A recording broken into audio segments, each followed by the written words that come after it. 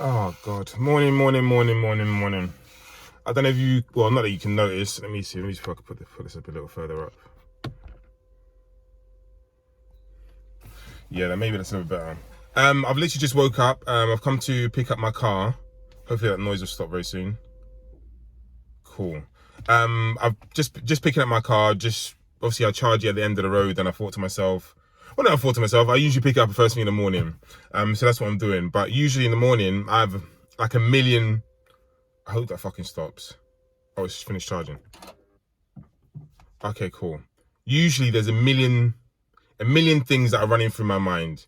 Oh, fuck's sake, please no more noise. Okay, usually there's a million things that are running through my mind. And this morning, I don't know why, I was thinking, do you know what? Let me go for one of my morning walks, but I haven't quite done that yet. And I think I will do so very soon. But over the past, let me say 24 months, maybe longer, there's been like quite a keen drive to kind of like, certainly to leave London, but like certainly leave the country and all that type of stuff. And I want to use that. I use that statement to then go into kind of like my story, or certainly my thoughts this morning. As I said, I have a million thoughts running through my mind. In my book, I talk about this actually. I think it's really like advantageous to go for a walk first thing in the morning, so the thoughts that are running through your mind can kind of you can allow them to build in some respect and then leave. Just come in and then come out. Or what I like to do, if possible, read first thing in the morning, so you've got a lot of positive, not even affirmation, but a lot of good thoughts running through your mind, depending on what you're reading.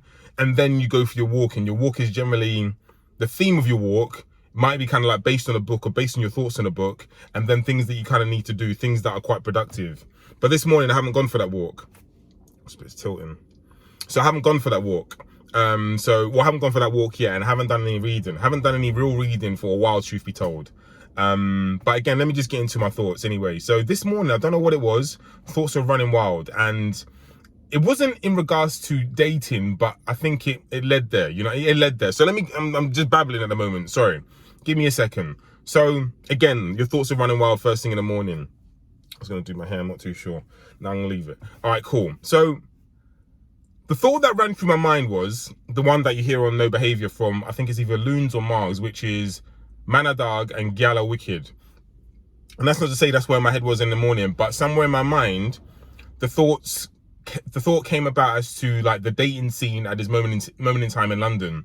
Some people might be married, some people might be in stable relationships, but by and large, the kind of like social commentary that you receive or hear is that dating is really, really difficult at the moment. And maybe a conversation I had with someone very recently was the reason why we're having these problems, because our options are becoming so open in regards to dating apps and all that type of stuff. Whereas once upon a time, your pool was a little bit smaller because you're dealing with people who you've met on a night out, or people who are kind of in your social circle, etc., etc., etc. This is beginning to get my nose.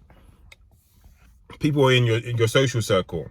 So the dating has become a bit more complicated. But the video I kind of want to I saw recently, the video of so I don't like to follow social stuff, or too much social stuff anyway, and I definitely don't want to be talking about social stuff often enough anyway, but I think it just plays a part in what I've been thinking about. So I saw the video where the girl getting married talks about one last hurrah, and she wanted to get rattled. I think that her words were. Anyway, she wanted to get rattled. I think she ended up having sex with someone in a bathroom stall, in a bath. Anyway, and I think she got caught, people videoed it, etc., and has done the rounds on social media, went viral. She was getting married. I'm not too sure whether it was the following day or a month or what have you, and people were saying like, I hope this guy can get his a refund on his marriage, etc., etc. I'm talking about deposits, boom, so on and so forth. But I was thinking to myself, I don't even want those thoughts running through my mind. All right, and of course you got to blame yourself, because obviously you access social media, Twitter, etc., and that's how obviously the story came to pass for me actually knowing about the story. But I thought that those thoughts are so indicative of what we're currently going through in society, or those stories, those themes are so indicative of what we're going through in society, and it made me think like that's what I go through in a car. You know what I mean? And like, whether you've read the book, heard about the book, or listen to my stories obviously via Leon, which are out or coming out, because I don't know when I'm dropping this video, like, you come across nice people. They may not even be around, but you come across nice people all the time. But there are instances, certainly at this moment in time in the car, and I think it's due to society, which are not cool at all. And like, I think about the Jay-Z thing quite often. Well, certainly I talk about it as to, like, when you live in social housing, or you live in an estate, you just say you're in the middle, you're on the third floor, you've got one person above you, one person to the side of you, to the right of you, to the left of you, and one person below. And then there's loads and loads and loads and loads of those. That's how it is when driving. You're picking up and you have to deal with these personalities. You have to pick up so many different people during the course of the day and deal with their personalities. Sometimes it can get a little bit complex. And it doesn't, I was almost going to say I'm a bit rattled. I'm not rattled at all. I guess after a period of time of doing it, it can begin to bother or mess with your mental health. And it's mad because Leon actually mentioned this the other day. That, like, your mental health it can take an effect on your mental health. And it's mad because when I was talking with him, I didn't even say this at the time. I was a little bit surprised he said that. And not surprised because it's not something that you're going through, but surprised in that another driver has said this, as in like this job can actually fuck with your mental health because of the amount of different types of people and different personalities you got to deal with on the road.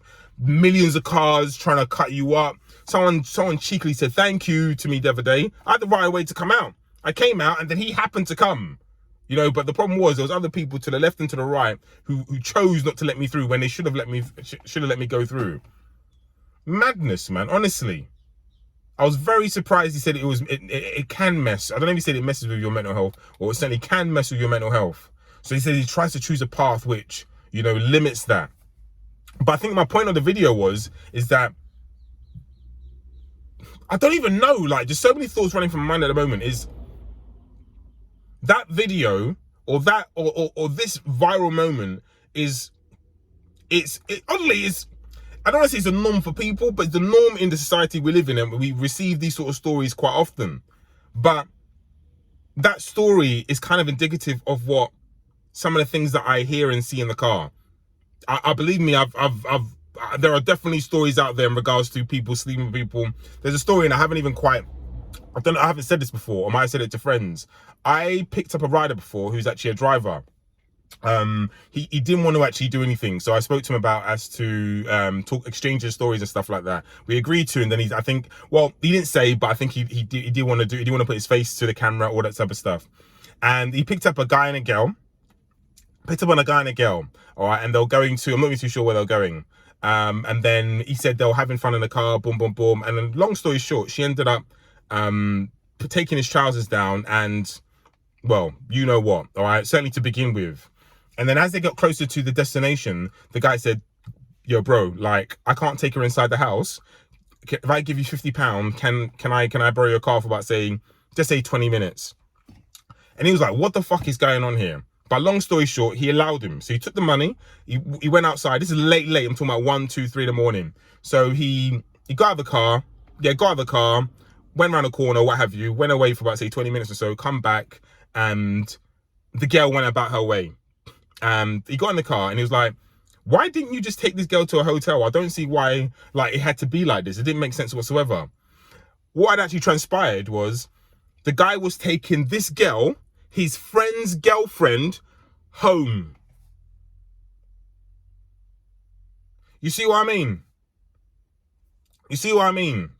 Now, I speak about the story in the viral story, all right, being indicative of our society, but these stories and these things happen quite often enough. There's so many stories drivers have that they exchange between each other as to how fucking mad this job is sometimes, and how it sometimes can mess with their health, their mental health, that, like, they don't even, so I don't even know what other drivers are doing by way of talking about things that are taking place in the car. That's one reason why I kind of wrote the book first and foremost, but at the same time, I know there are drivers who got, yeah, I'll be honest, I'm just one of many drivers who have funnier stories than me, potentially, madder stories than me, and potentially, but at the same time, nicer stories by way of things that have taken place in the car.